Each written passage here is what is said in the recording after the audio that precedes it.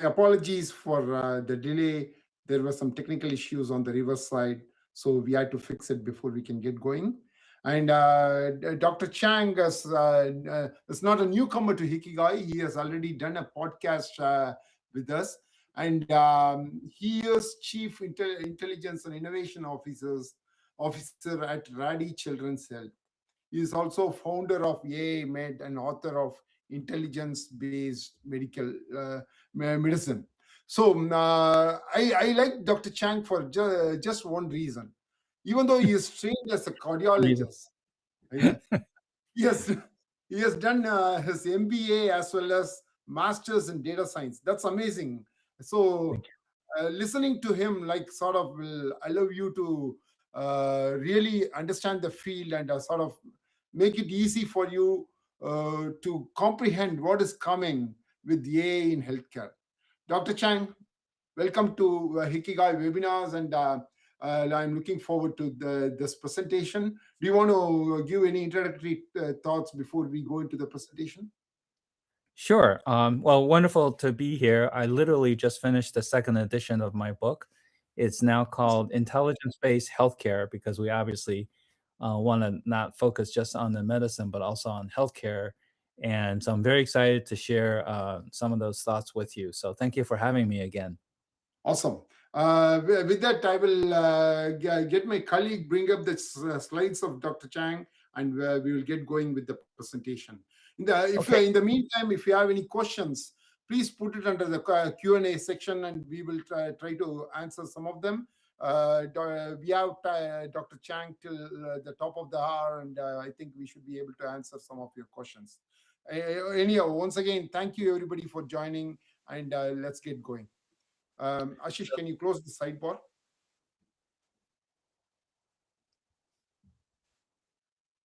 So thank you very much. So I just want to share with you some of my thoughts when Krish asked me to talk about how AI is transforming personalized medicine, or also known and confounded with precision medicine. So I'll give you some of my thoughts.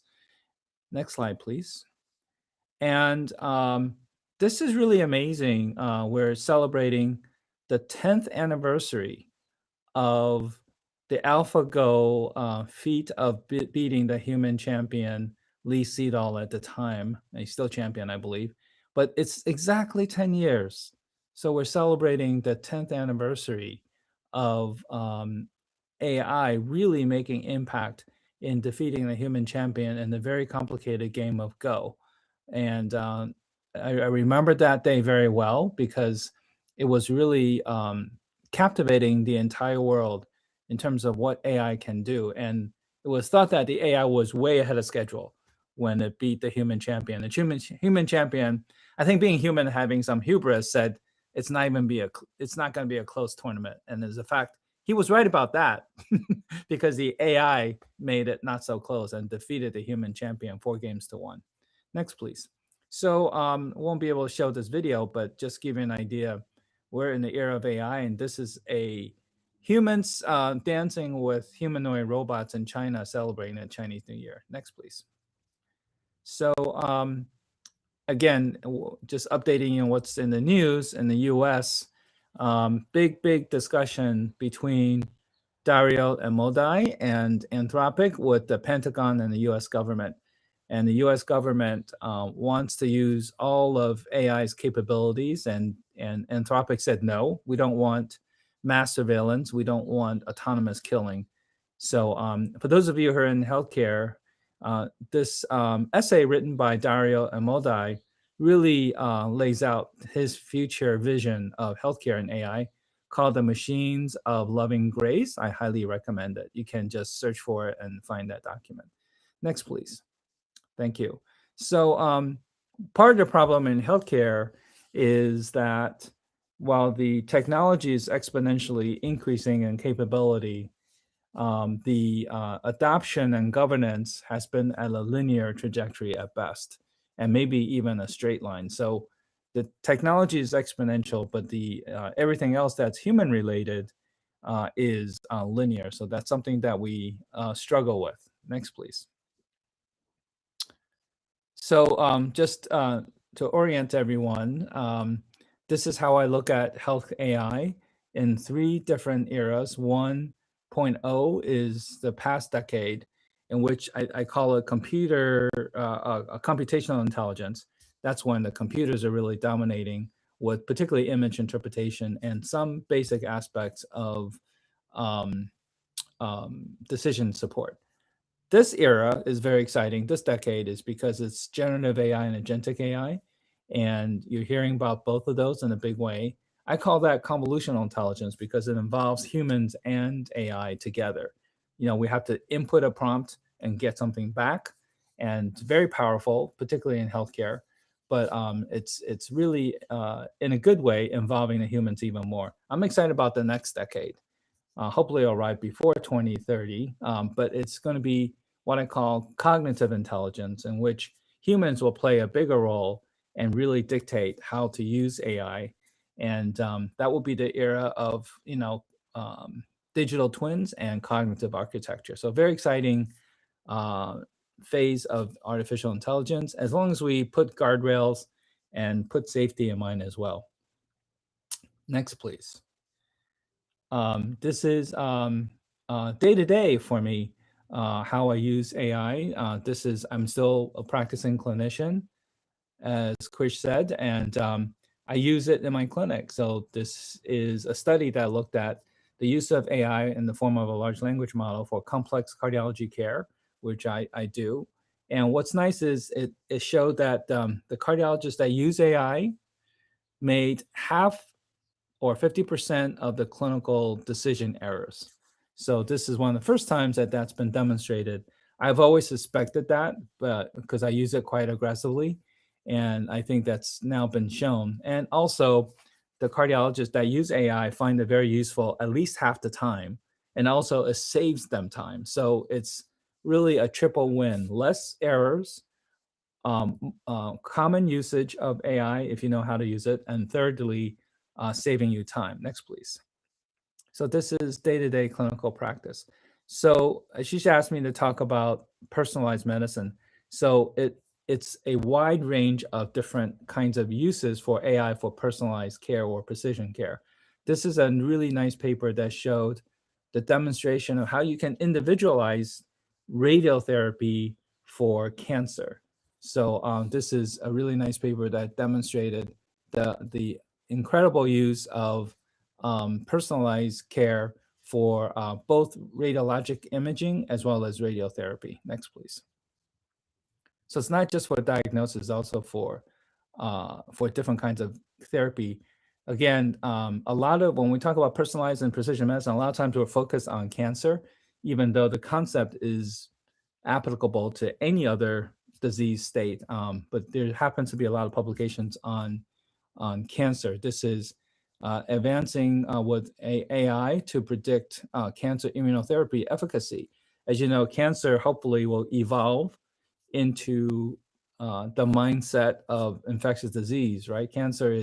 We think of cancer as long-lasting decades of therapy and surveillance, but hopefully in the future, it will be more like infectious disease, in which you can use immunotherapy and treat acutely and very effectively so that it doesn't become a chronic condition. Next, please. This is also looking at something very practical, pain management, how we can use AI in personalizing a chronic disease condition like back pain. So this is traditional use on the left and more advanced use on the right with artificial intelligence, in which you're incorporating daily monitoring and feedback, right? So you're creating essentially a biological feedback loop with the care system by having remote patient monitoring. Combining that with AI is very, very effective. Next, please.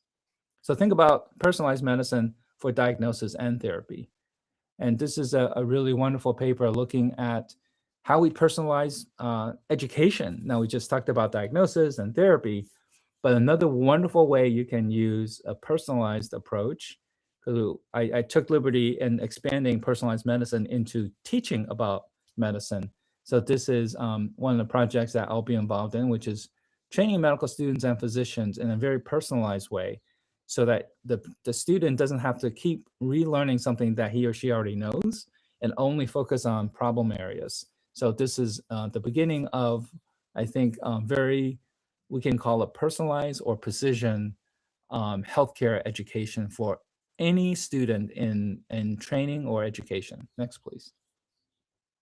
So definitely a very exciting era. So along with the excitement, we have to deal with the challenges, right? So this is, on the left is a graphic showing you what a lot of hospitals still struggle with, which is very fragmented and decentralized and competing AI projects, versus what I always try to encourage centers to do, which is centralize their AI efforts. So to make the AI sort of agenda in the hospital or health system much more cohesive and even synergistic. So part of the also challenges is that when we talk about AI in healthcare in the hospital setting, we think that, oh, it's just kind of, a little bit of magic to make it happen, but it's actually quite involved. There's this is what I call the AI stack. So the AI stack is very importantly, the data is the foundation. And then there's the infrastructure layer with GPUs. There's the AI layer, the machine learning layer. There's also an API layer, which is the applications part, and then the application layer. So it's actually several layers in this AI stack, much more complicated than just sort of throwing some pixie dust into a project and expect miracles to happen. Next, please. Next slide, please. Yeah. So one of the important things about personalized medicine, I think, is going from prediction to prevention. We're really good at now some prediction aspects, but that should not be our goal when we talk about personalized medicine. In my humble opinion, I think we should really have prevention be the vision. So most of the healthcare AI projects now predicts, but it doesn't really demonstrate how to prevent disease. So I think the value of healthcare AI is not really accuracy of your models, even though that's a very impressive accomplishment. I think we need to start thinking about how do we change the trajectory of disease, and so we can modify it to improve outcome and improve patients' lives. I want to show you the movie called Don't Look Up. If you haven't seen that movie, it's a wonderfully entertaining movie, comical and yet very insightful. And the story is about some astronomers realizing that an asteroid is going to hit the planet Earth and trying to warn people. And just think about, draw the analogy between the asteroid and artificial intelligence, and all of a sudden the movie is even more meaningful for you. I guarantee that. So watch the movie Don't Look Up. And the reason I included that is as a reminder that prediction is good because you know what you can do. Just like the astronomers here predicted the asteroid will be hitting Earth or have a very high chance of hitting Earth, but they didn't do anything to really act on it, right? So prevention is the key. Next, please. I think that's another takeaway is that prevention it doesn't just involve the AI models, but it's a systems redesign. So healthcare is very fragmented and broken in most countries, although some countries really have it together, I think, and have it more effective. But no country's health system is perfect. So I think while predictions are very valuable and prevention is the goal, I think we really have to think about not just model performance, but also a system's efficacy and effectiveness, and think about system redesign. Perhaps with AI, it's a good time for us to rethink the system aspects. And when I say system, I mean something as small as just individualized cancer care or something like that, or individualized heart failure care. That could be your small system. But also we're talking about system, across the spectrum of care. So the entire health system or entire country's health system are also the key. So think about redesigning the system aspects. As I'm finishing the book on intelligence-based healthcare, I'm writing a lot on topics like system redesign, system science, implementation science, all of these human-related endeavors and enterprises become even more important. Next, please. And lastly, as we go into the most exciting decade of AI, which is the cognitive part, I see in the future that the true transformation is going to come from cognitive. In other words, we're going to have a learning system for each individual patient as well as for the entire population and also around the world globally, that they will just be universally available, accessible, not individual data sets that we have now, but a huge healthcare related data set that will incorporate everyone's experience, everyone's diseases, everyone's therapies that work, and have this real time, real world, real database that will incorporate the entire world's health experience so that we can learn from everyone. And there will, and I predict the end of elite journals and top institutions owning, access to the best therapies and the best sort of platforms that will be sharing that democratically. So I'm very excited about the next era in which we're starting to see signs of that now. We're trying to make everything publicly available, and that's the way it should be. I came from elite institutions. I'm very grateful for the education and training like Harvard and Stanford, but I do think we have to share that. Next, please. So what's going to allow personalized or precision medicine to happen or healthcare? I think three things are very critical for if we look at the future of healthcare. One is using multimodal AI, and that's already being used. So as the word implies, it's more than just EHR, more than just imaging. So we're combining two or more modes of data to really improve the diagnosis and treatment of diseases in patients, because that's what physicians do and that's what clinicians do. They don't look at just the image, they don't look at just the electronic record or just the lab value. They use all of that. So we need to start thinking, how do we have AI think like a human clinician? And one of the things is that we have multiple modes of data. Next, please. And this was a really amazing group effort. I had the pleasure of working with University of Toronto, led by Dr. Mamdani. This is a really good paper on multimodal AI and the appropriate use of it. And this was just published last few weeks out of Nature. And it's responsible adoption of multimodal AI. And you see on the right there, that's just not using multimodal AI, but every mode of data has their own longevity and continuation in terms of follow-up. So that makes multimodal AI very, very valuable. It's the entire continuum of care. Next, please. The second important takeaway in terms of the future of healthcare, next slide, please. Thank you. Is agentic AI. You probably heard about it in the public medium about how agentic AI will complement generative AI. They sound the same, but they're very different.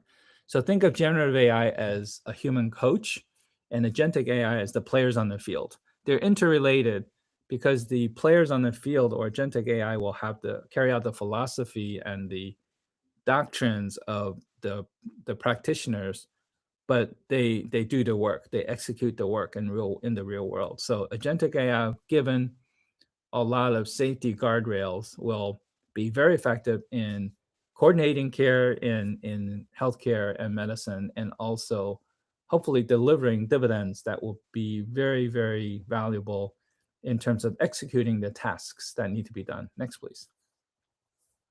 This is a nice short paper written by Eric Topol and a Stanford grad student, I think, at the time. This is a simple paper just talking about the rise of agentic AI in healthcare and medicine that's going to be really critical to take us into the next century of healthcare delivery. Next, please. So I talked about agentic AI and also multimodal AI. The third thing I think needs to happen for us to deliver personalized and precision care is digital twins. That's, to me, the ultimate level of precision and preventive care and also personalized care, is to basically create in silico a version of you.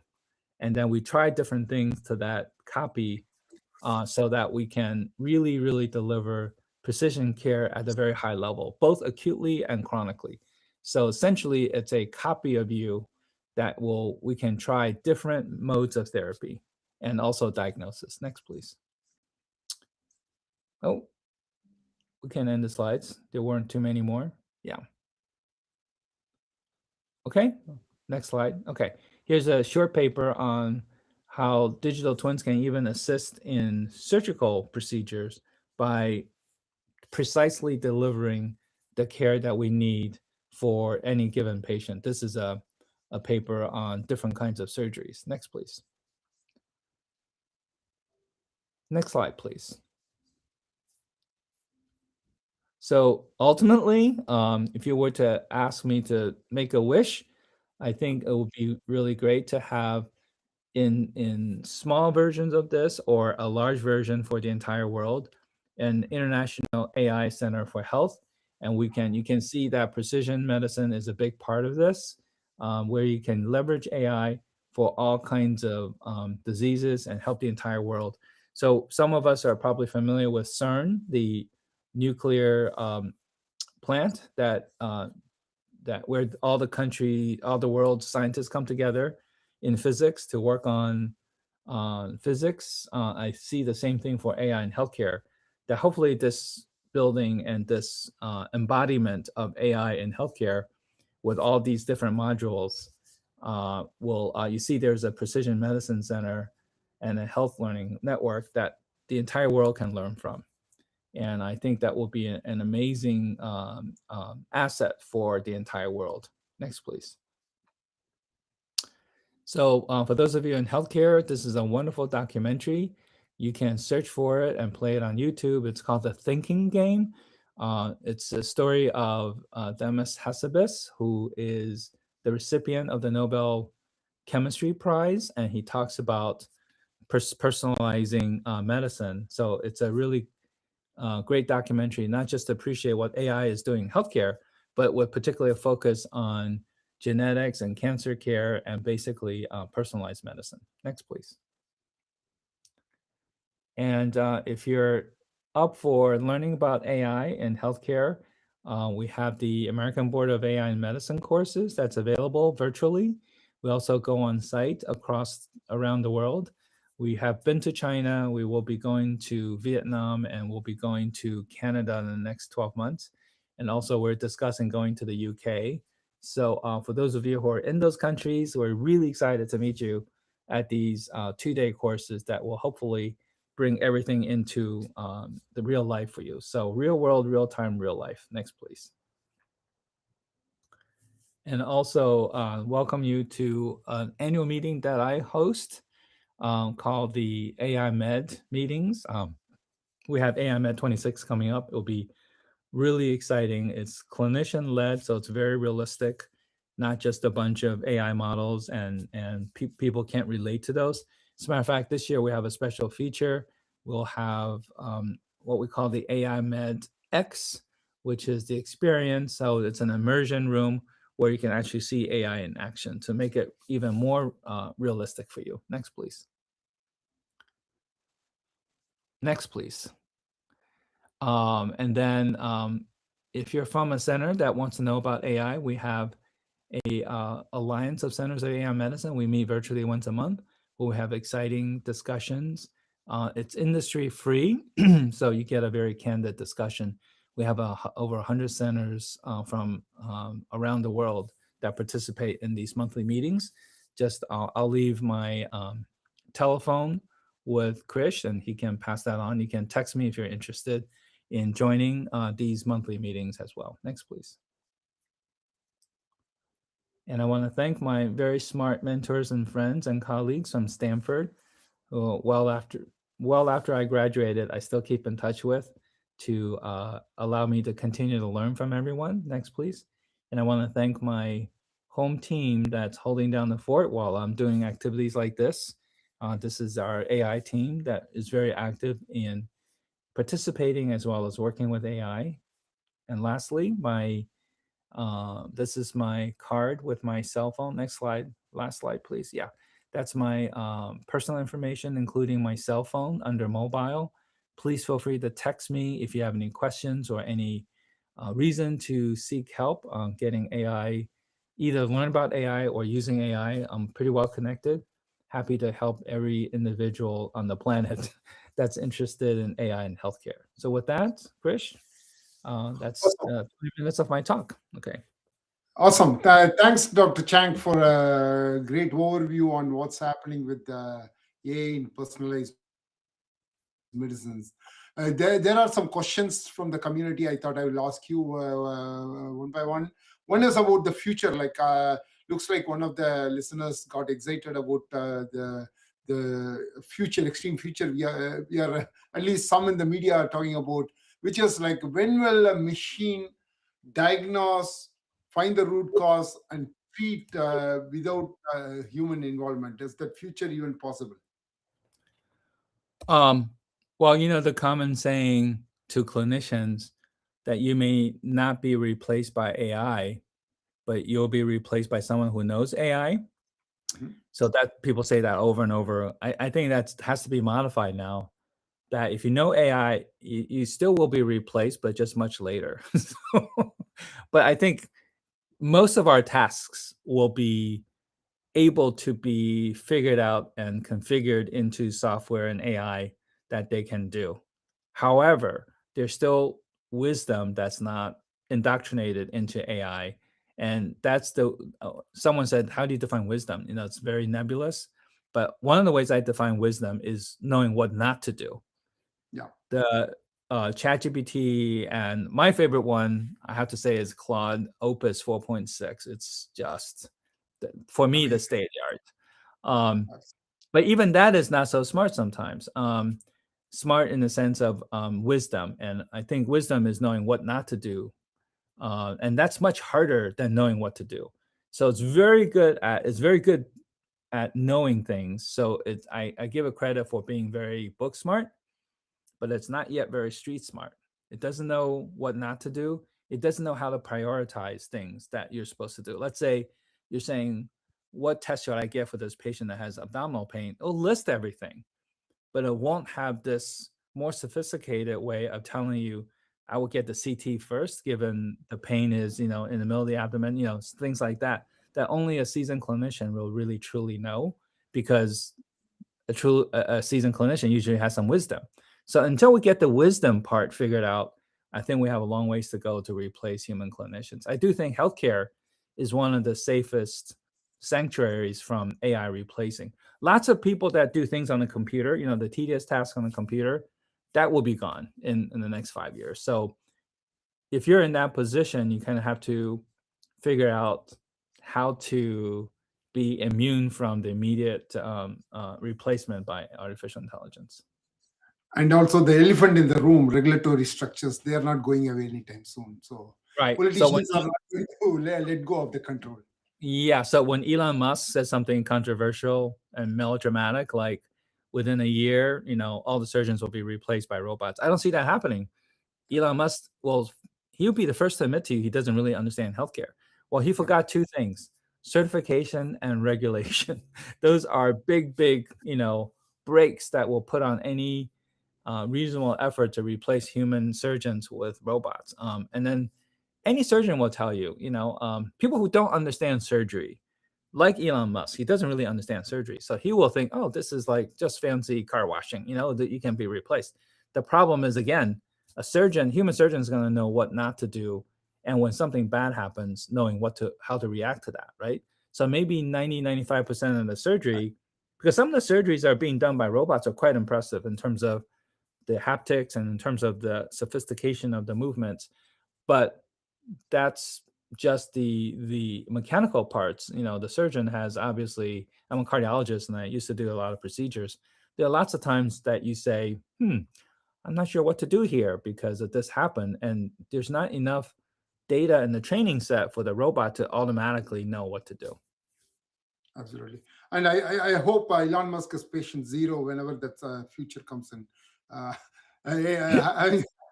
Having said He's that, a very smart man, but he doesn't understand healthcare. So yeah, I totally agree. And having said that, the other question from one of the community members is, how do doctors prepare for this era of like AI assisting or helping scale, helping them scale in the healthcare?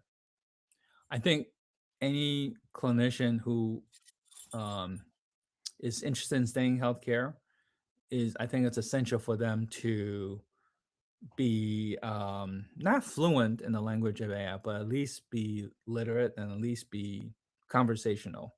The good news is that you can do AI in healthcare now without programming, which I wish was around when I was in school 20 years ago. The barrier to entry is at its lowest level. So anyone in healthcare can get into an auto ML, machine learning, or don't even need to program. There are publicly available data sets now that you can play with and just have fun with. With Gen AI being here, you can really learn on your own for the most part. You have a 24/7 tutor on any topic basically. So it's the best time to get into healthcare, and it's the easiest time to get into AI in healthcare. So no one will have an excuse any longer for not knowing about AI in healthcare. Not just AI, but AI in healthcare. But you start with learning basics of AI. What's Gen AI? What's agentic AI? What is a digital twin? What does it mean for healthcare?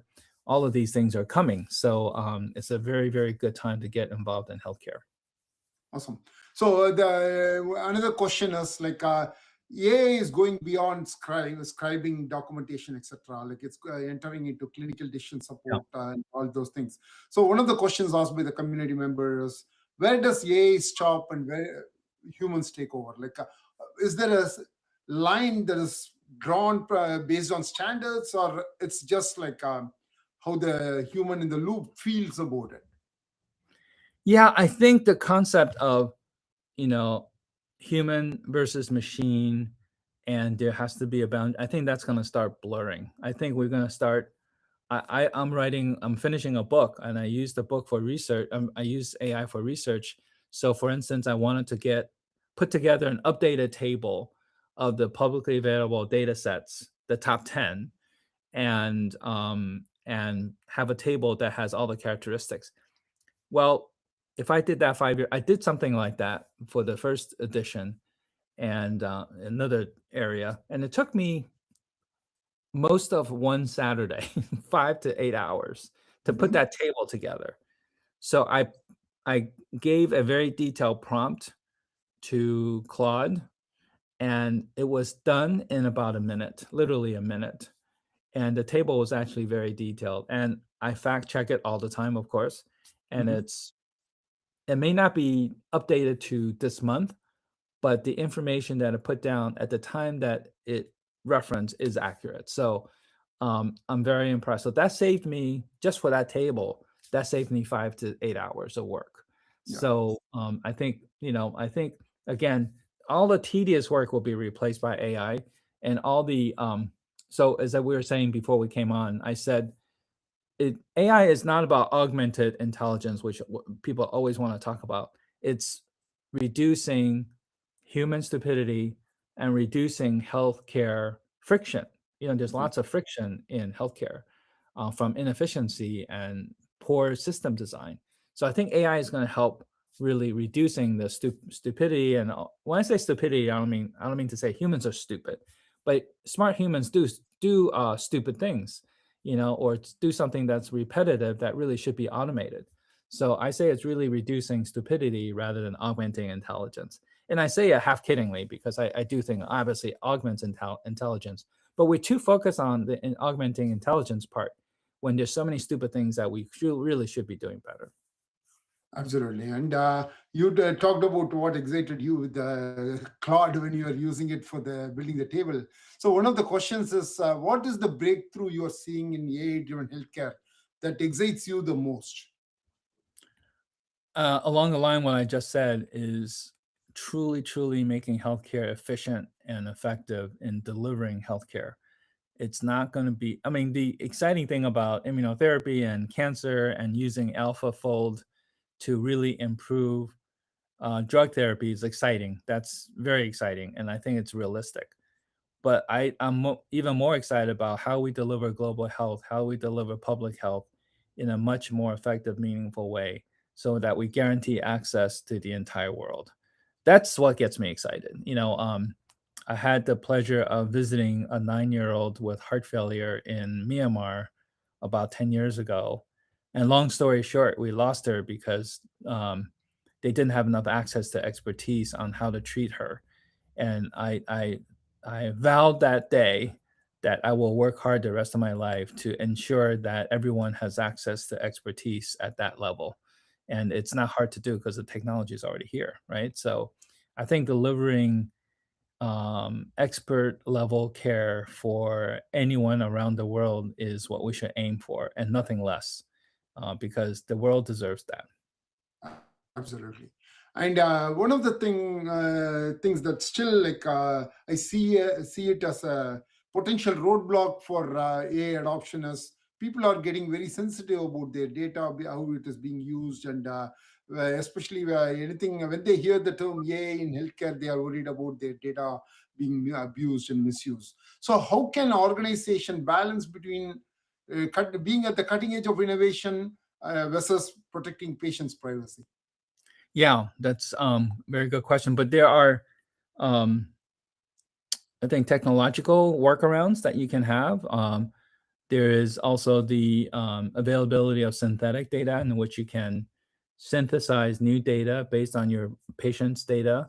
There's also federated and swarm learning that's already here in medicine, where you can share insights from the data, but not the raw data. So that's very exciting.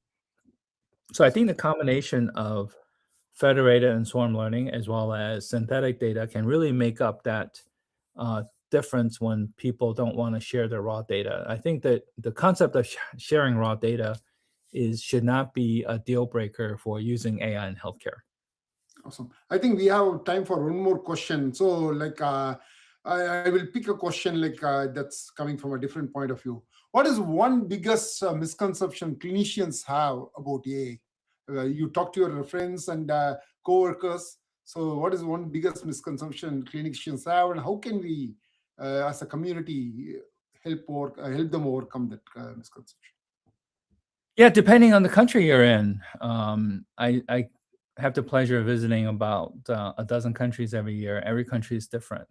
For instance, China and India are very positive on AI. So the clinicians there think a little bit differently than the clinicians in the US or Canada. US and Canada tend to be more pessimistic. So I think the biggest misconception around the world is that AI is hard to do and AI is very difficult because it involves programming.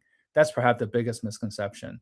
Is that's no longer true. You can be involved in AI in healthcare and not program at a level of a seasoned programmer. You can definitely think about applications, think about theory, think about misuse of AI, think about ethics of AI. There are lots of areas you can get into. I equate this to I'm a Formula One fan. I don't know if you are, but not everyone's expected to drive a Formula One car. So um, I went back to school because I wanted to know this at a very uh, deep level, but not everyone should or have to do that. So you can just drive and enjoy driving a car without driving a Formula One car. Of course, I find the thrill in driving a Formula One car, but that doesn't mean that's for everyone. So everyone should just get into a car and use it as a new mode of transportation. We've had walking and bicycles up to now, so and horses. So we need to start thinking about transportation in a different mindset. Absolutely. Since you talked about ethics of AI, like I will sneak in one last question, which I thought was interesting. Like we are talking about AI in healthcare, so this could easily lead to warfare or even designer babies. So how are we going to apply ethics to sort of like ensure that AI works within the contours of what is acceptable to the society? Yeah, I think when I get asked that question, I always ask the counter question: is let's talk about the ethics of non-use of AI. I think non-use of AI is surfacing as a very serious issue. when the AI tool is readily available and mature and can help the clinician, is it ethical not to use it when it's available? And also, this immediately goes to legal ramifications, right? Because I know situations, I think in the US, in which a health system is being sued for not having an AI tool available. And the patient, I think, died or had a handicap from a stroke. Yeah. And it's not about accuracy of the model and replacing the radiologist. It's about how AI can help prioritize studies to be read by a radiologist and confirmed by a radiologist, that to expedite the timeline to therapy. So I think it's really, really important for us to balance the discussion of ethics of AI with the ethics of non-use of AI. And I think, of course, we want to be very careful with the use of AI, but and it's up to the human clinicians to dictate that. But also, we have to balance that with non-use of AI. Awesome. And there are many more questions out there, but I know, don't think I love your audience. It's like amazing how many people are asking questions. we can cover them. Like folks, Dr. Chang shared this mobile number. Probably you could text the questions, or there's a forum he maintains on WhatsApp where there are some good discussions going on. So there are many ways in which you could interact with Dr. Chang. We will also help you connect with Dr. Chang if there is any interesting question. And this was a fantastic discussion. In fact, I didn't see your slides before.